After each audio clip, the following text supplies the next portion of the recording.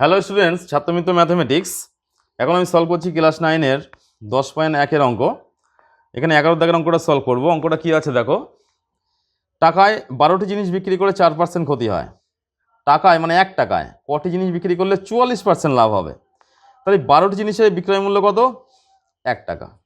টাকায় 12টি জিনিস বিক্রি করছি মানে 12টি জিনিসের বিক্রয় মূল্য 1 টাকা। একটি জিনিসের বিক্রয় মূল্য কত? 1/12 টাকা। তাই ক্ষতি কত? ক্ষতি বলা আছে 4%, অর্থাৎ 96 টাকা। যদি 4% ক্ষতি মানে কি 100 টাকা ক্রয় মূল্য আর বিক্রয় মূল্য হবে 96, 4 টাকা বিয়োগ হবে থেকে। তাহলে 96 টাকা বিক্রয় মূল্য হলে ক্রয় মূল্য 100 টাকা। 1 টাকায় কত? 100/96।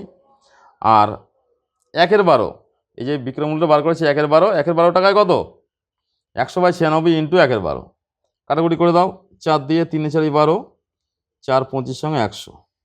তাই 25/3 দিয়ে গুণ করলে 288 টাকা হচ্ছে কি 1/12 টাকা যদি বিক্রয় মূল্য হয়, তাহলে ক্রয় মূল্য।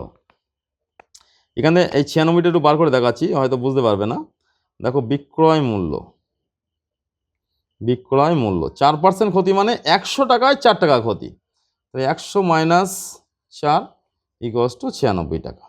এই 96টা কিন্তু এখান থেকে আসছে। তাহলে আমরা 1/12 টাকা বিক্রয় মূল্য হলে ক্রয় মূল্যটা কত হলো? 25/288 টাকা।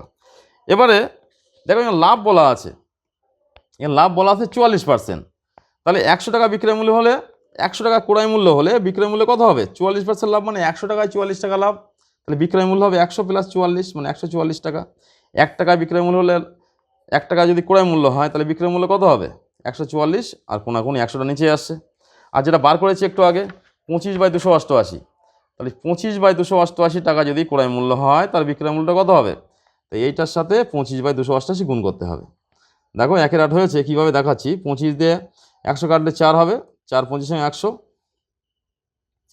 এবার এটাকে 2 দিয়ে কেটে দাও, 2 দুগুণ 4, 2 দিয়ে কাটলে 7 দুগুণ 14, 2 দুগুণ 4। এটাকে 2 দিয়ে কাটলে কত হবে? 36 দুগুণ 72। এবার দেখো 4 দিয়ে কাটলে 4 9 36, এটা 4 দিয়ে কাটলে 4 7 28, 4 দুগুণ 8, 9 আর 72 কাটলে কত? 8 9 72, তাহলে 1 এর 8 টাকা। দেখ, টাকায় 8টি জিনিস বিক্রি করলে, টাকায় 8টি, 1 এর 8 টাকা মানে পাচ্ছি এখান থেকে আমরা কি মানে কি পেয়ে যাচ্ছি যে এত মানে বিক্রয় মূল্য হবে 1 এর 8 টাকা, মানে টাকায় যদি 8টি জিনিস বিক্রি করা হয় তবেই কিন্তু লাভ হবে 44%। এটা কিন্তু মাথায় রাখতে হবে। তাহলে এইভাবে সলভ করবে, দেখবে সহজ পদ্ধতিতে অঙ্কগুলো শিখতে পারছো।